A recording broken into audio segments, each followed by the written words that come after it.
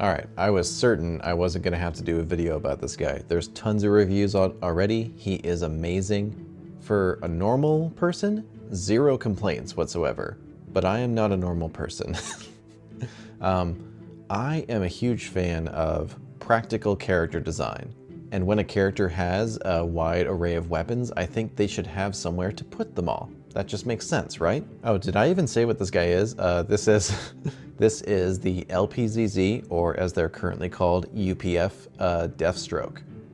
This is the version from Arkham Origins. It's a very cool iteration of Deathstroke, and he came with a ton of weapons, like this very cool katana, another very cool sword, a pistol, a collapsible bow staff, this cool looking curved knife, a grapple gun with removable grapple, and this cool assault rifle.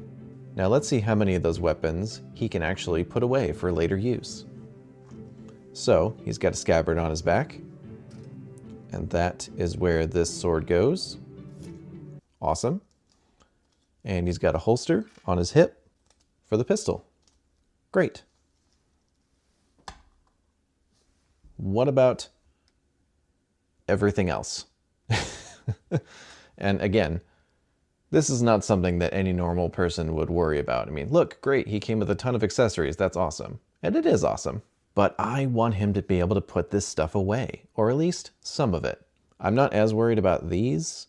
These seem like something he would just kind of grab when he would like grab in a certain situation, but he doesn't necessarily like run around with them all the time. But I mean, come on, like there should be a place to put this staff, right? Like they thought it through enough that to make it collapsible, but there's no place for him to actually put it. And with this other sword, I looked at cutscenes from the game. I tried to find every like situation that he appears in. He never seems to actually have two swords, so I'm a little less worried about finding an extra place for this.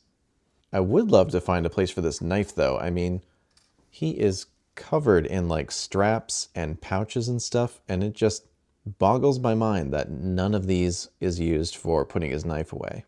So are we just gonna let this go and enjoy our action figure? Of course not.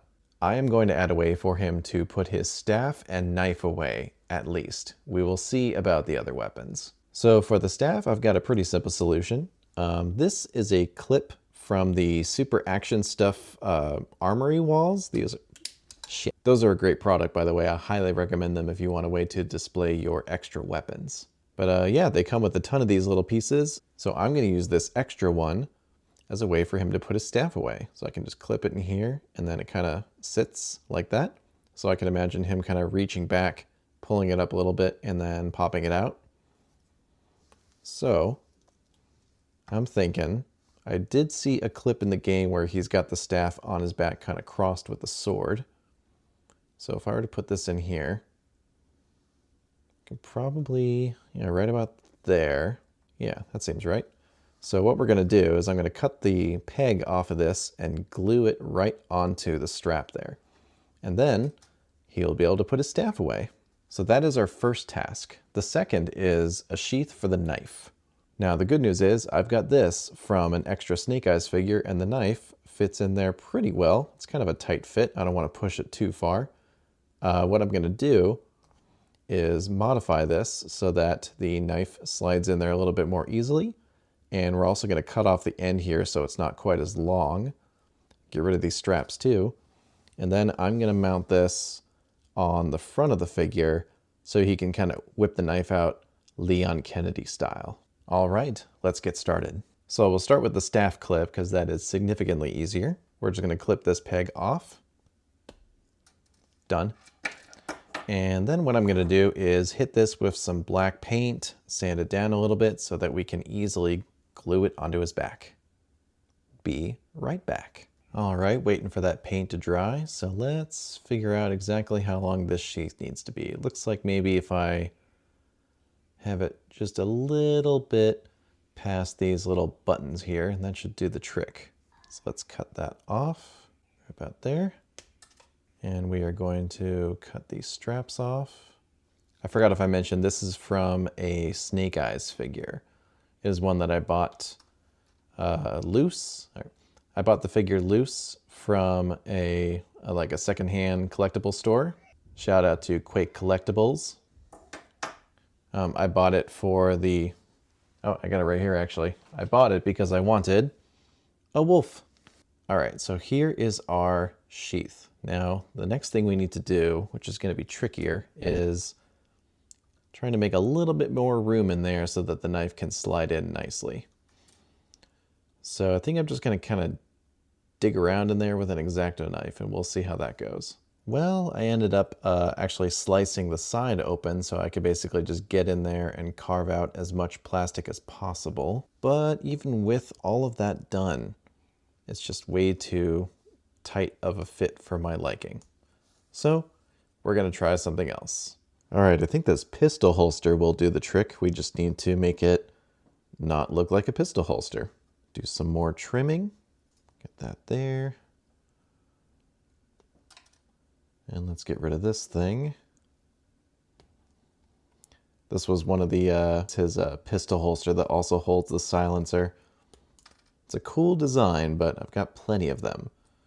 And we need this for the knife. All right, let's see here. If I line that up. Yeah, that looks pretty good. It's a little thick, so I will try to trim it down a bit more so that's more flush. But yeah, I like this a lot, actually. This is looking cool. So next step will be to paint this up and make it look more like it's part of the actual figure. All right, here we are. We've got ourselves an improvised knife sheath. I'm pretty happy with this. I just hit it with some black paint, 2 little dots of silver to add some detail, and gave it a nice matte varnish, and I think it actually matches up with the figure pretty well. And also, we've got the hook for the staff. So let's glue these on and see how the figure looks. All right, we have our new pieces glued on, and I think it looks pretty good. Yeah, we got our little clip back there for the staff. We got our knife sheath in the front there. Let's pop these in. Glue's still drying, but I'm too excited, so let's check this out. So let's see, we want this to go in this way, so when he reaches up, he's got it in his hand correctly. Pop that in there. Cool.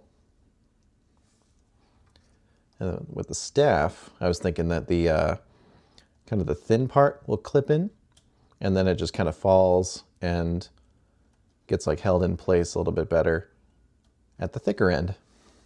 And there you go. Now, at least most of his arsenal, at least like what I would expect him to always have with him, now can be stored on him correctly. Or well, can be stored on him logically. So yeah, I'm really happy with how these little modifications went. I was worried about trying to add onto such an exquisitely detailed and painted figure. I didn't think anything I painted myself could look good on him, but yeah, these little tiny add-ons look pretty good, and they make my practical character design brain happy. So I feel like I can comfortably say that I've taken an already incredible figure and made it even better. And the fact that I was motivated to do a video for him means I handled him even more than I usually would. So it's kind of just a win-win. I like having extra motivation to spend more time with a figure before I put it in the display case. If you stuck around and watched this, thank you so much. I know you've probably watched multiple videos about this guy. So the fact that you watched my video makes me think that you might be weird like me, and that's great. All right, as always, we will wrap up by putting him in the case. DC section starting to fill in again. I sold off all my amazing Yamaguchi DC figures except for Harley down there because these LPZZ ones are just nuts, and I love them. He's looking good. Hanging out with Marvel buddies and Saitama. All right, as always, thank you so much for watching, and if you like this video, you might like the one on screen now. Bye.